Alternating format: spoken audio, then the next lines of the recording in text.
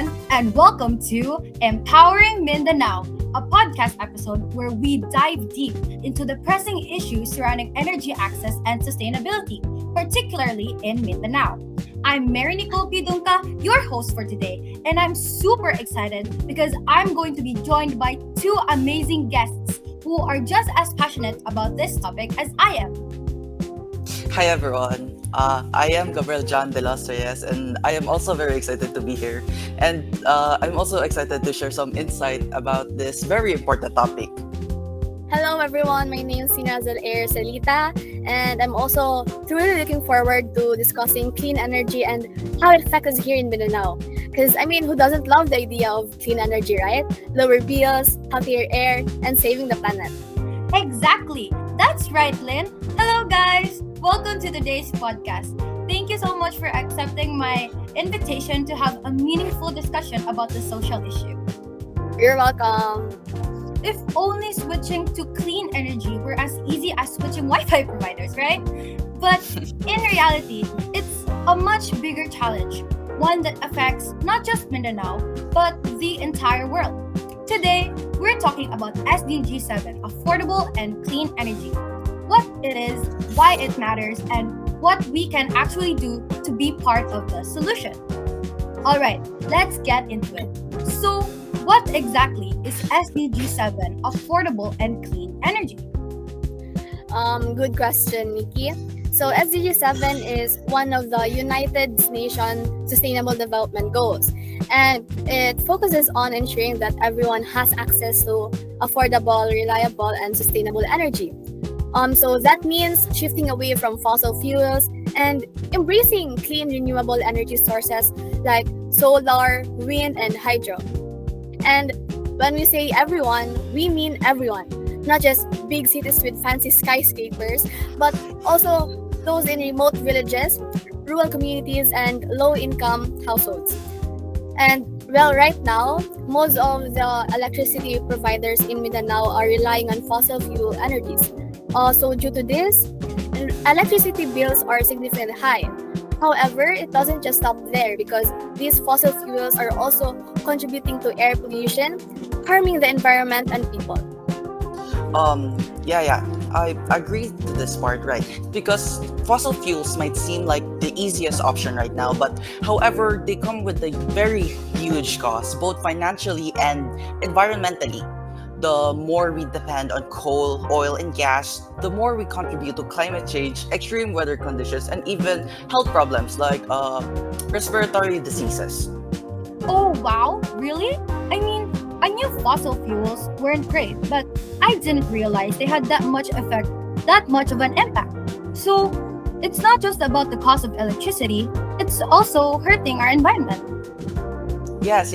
When we burn fossil fuels like coal, oil, and gas, these are non-renewable type of sources. So when they are burned, they release their materials. Specifically, they release carbon dioxide and other greenhouse gases into the atmosphere.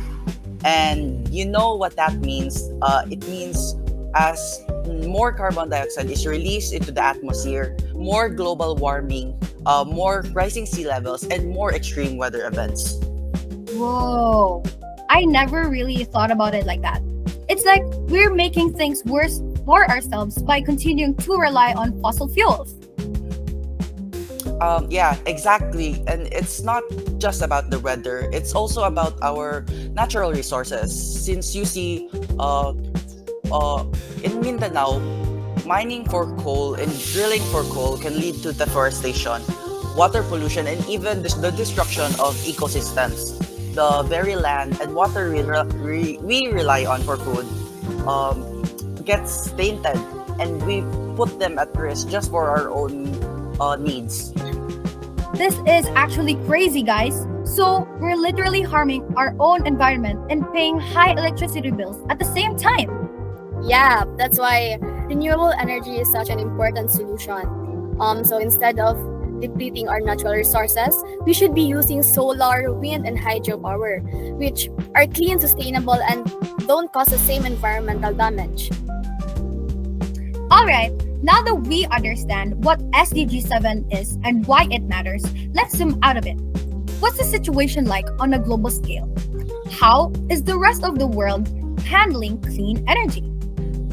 Uh, so, in discussing the global context, well, globally, we're still seeing a heavy dependence on fossil fuels such as coal-fired power plants, especially here in Mindanao, which is a major driver, which is a major factor in pollution and climate change.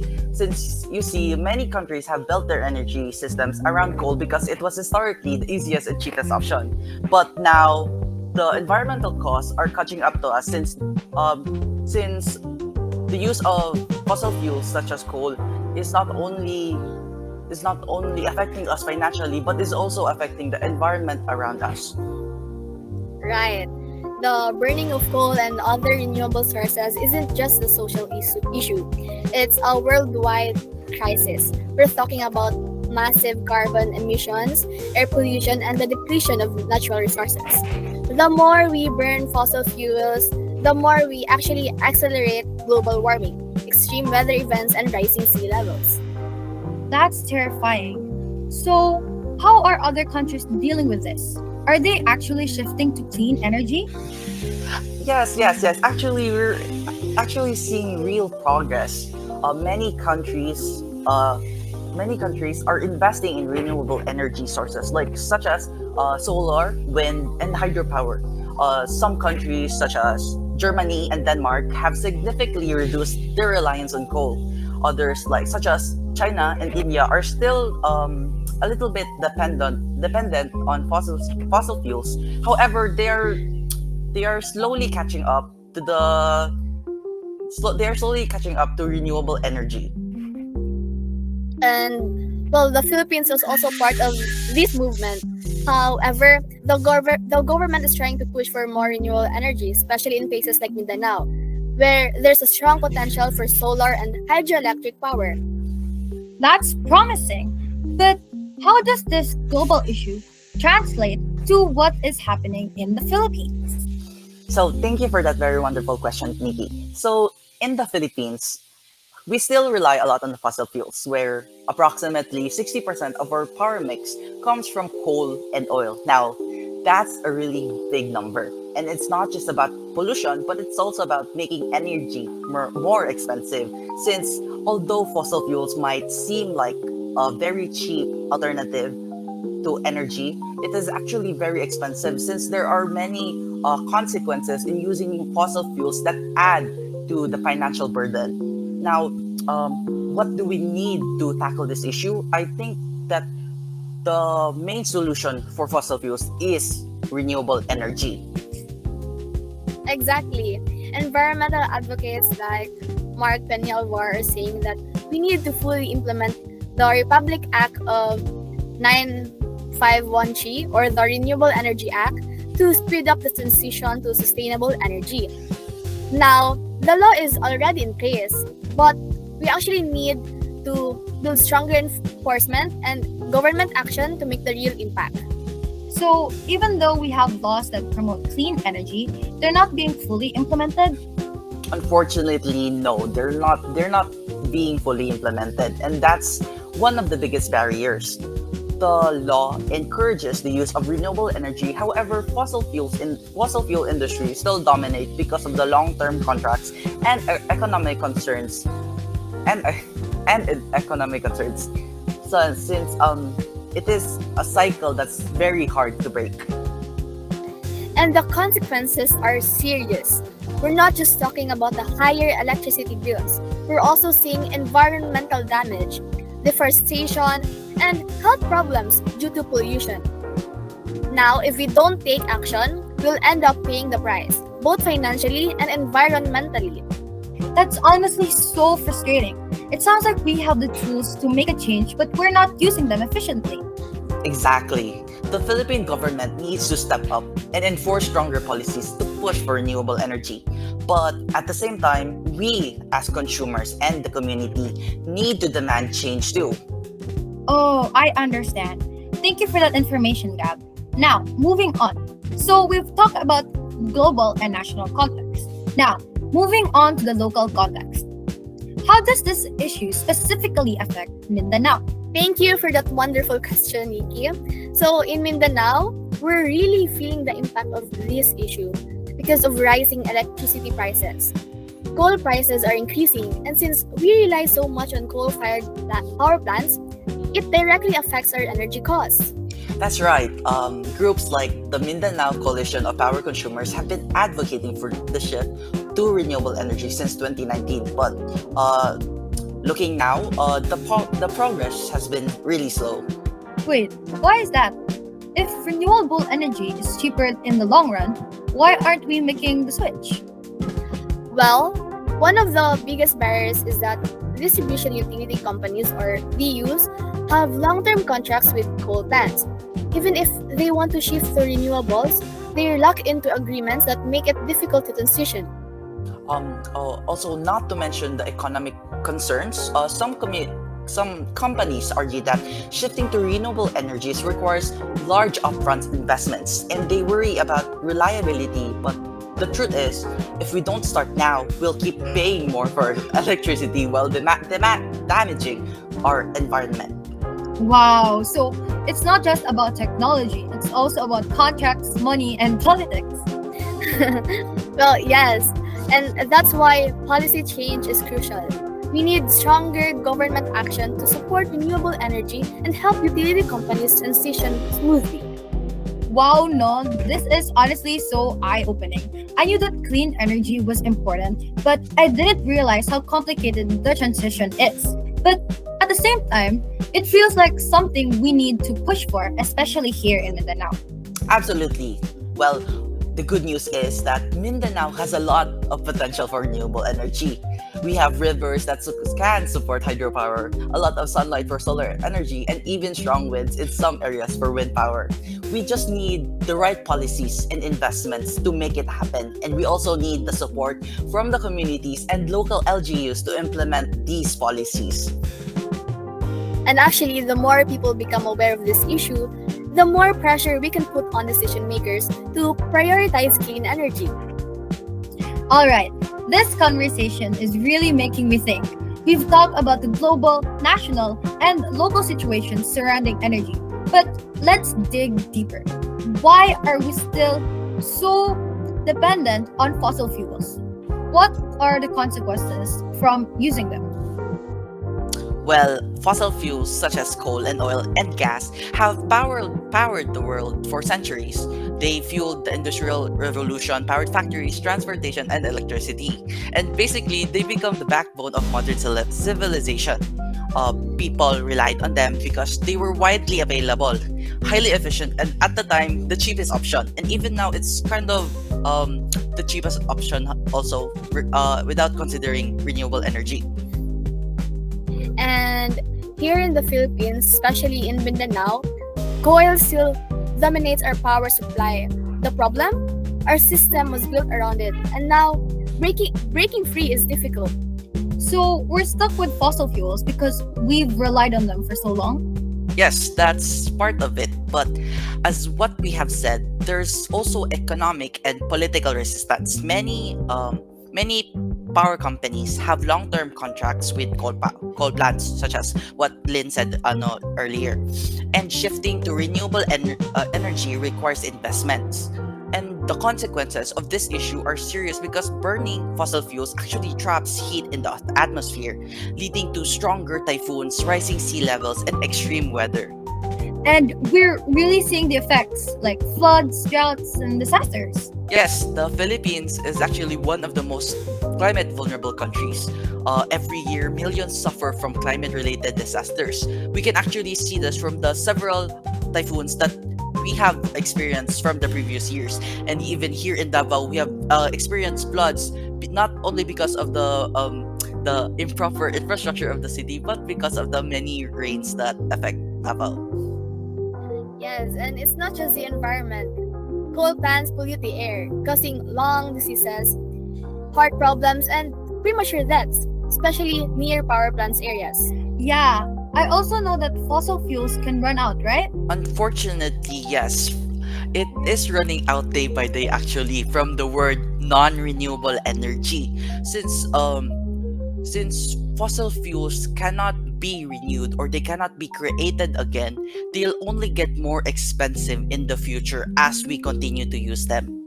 Plus, because the Philippines imports most of its coal, our electricity prices rise when global coal prices go up. That makes so much sense. So, what's the alternative? How can Mindanao lead the change? So, Mindanao can lead the change through renewable energy such as solar, wind, and hydropower.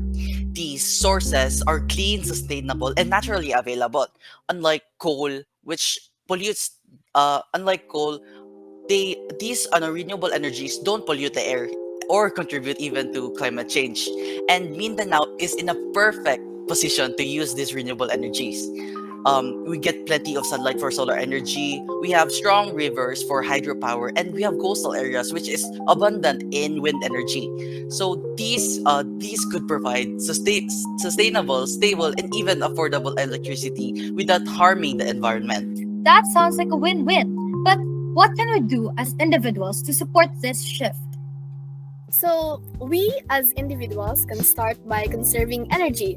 We should practice using energy efficient appliances, turning off unused lights, and supporting solar home systems where possible. And of course, we need to raise awareness.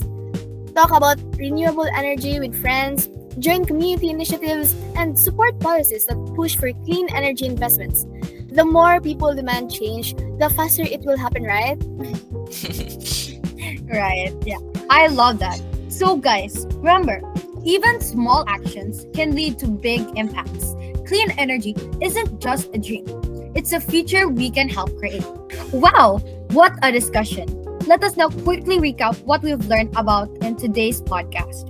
We started by understanding SDG 7, affordable and clean energy, and why it is so important not only globally but also here in Mindanao.